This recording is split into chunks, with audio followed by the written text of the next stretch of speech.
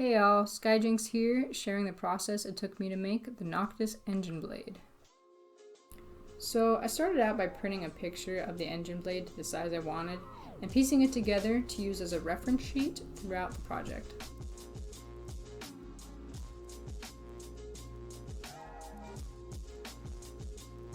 So once I had it all together, I used the printout to embellish with a pen a rough outline of the shape of the main blade on some pink brand insulation foam. And you can get this foam at local hardware stores such as Lowe's or Home Depot. It usually comes in either small squares or much larger sheets that you can cut down. I then used a small handsaw to cut the main blade shape, not yet worrying about the details or being too precise.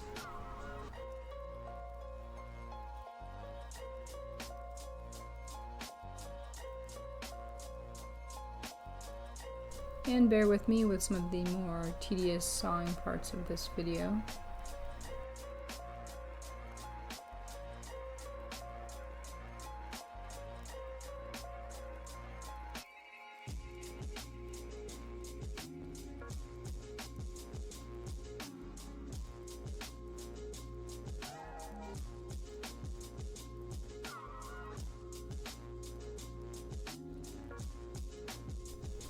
I flipped the cutout I had just made to trace an easy replica, which will eventually be glued together.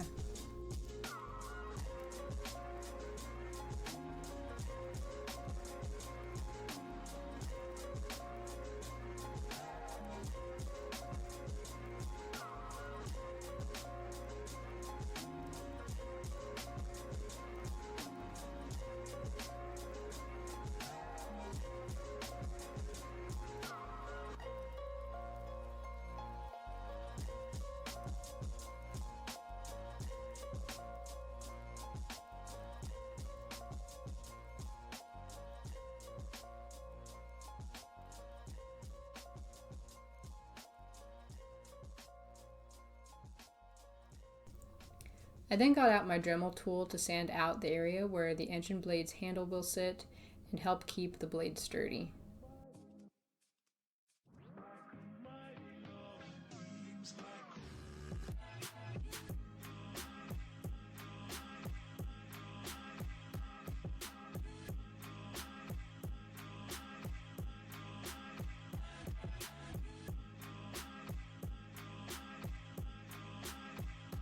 Played around with the measurements a bit, trying to make sure to get both sides even with where I wanted the handle to stop in the foam.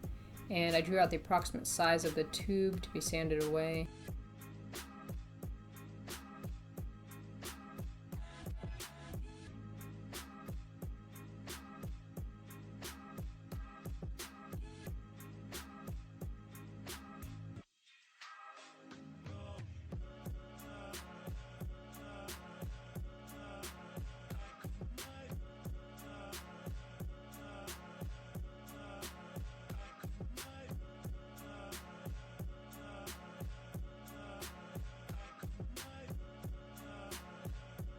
And just a quick safety first reminder before doing any sanding, always remember to use a mask and glasses so you aren't getting any debris in your lungs or your eyes.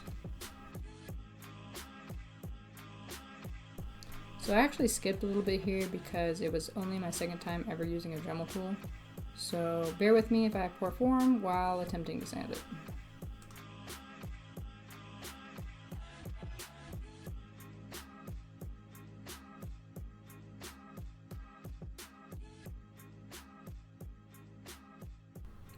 And this is where I started getting tired of videotaping everything, so I ended up doing the rest of the Dremel sanding on the other side of the sword.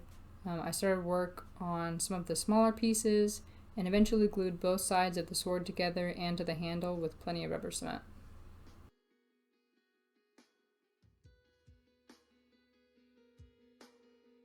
I did the same thing on the insulation foam here like I did with the main sword, where I traced the approximate shape of the pieces using the large paper printout.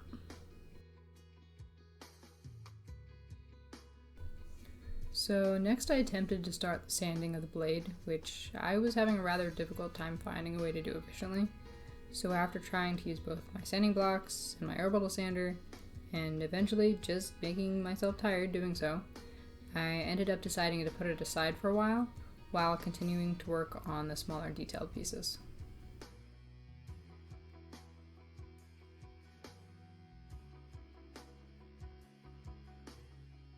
So here's just more of me sanding, realizing it's taking way more effort than I wanted to try and get the blade done to size.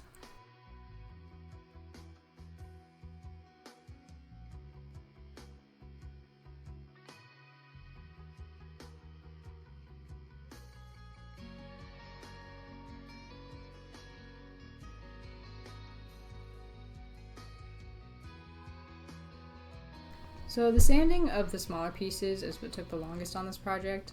I can see my phone in the background there. I was actually watching a Twitch live of somebody else working on a craft project. So I would just kill time listening to music or watching other Twitch lives while working on the detail work.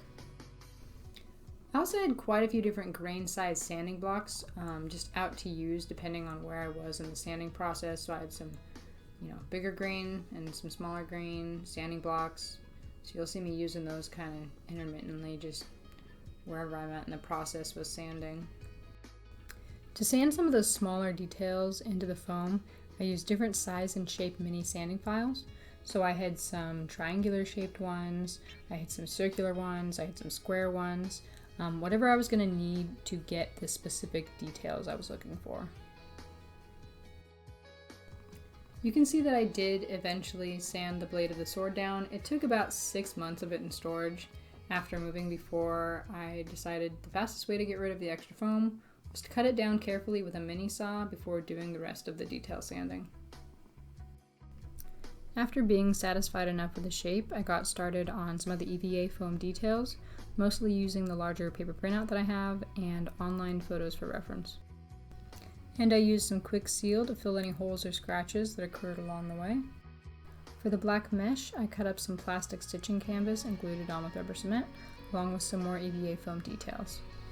I started painting the whole sword with black flexible FX paint to make sure none of the pink insulation foam would stand out later.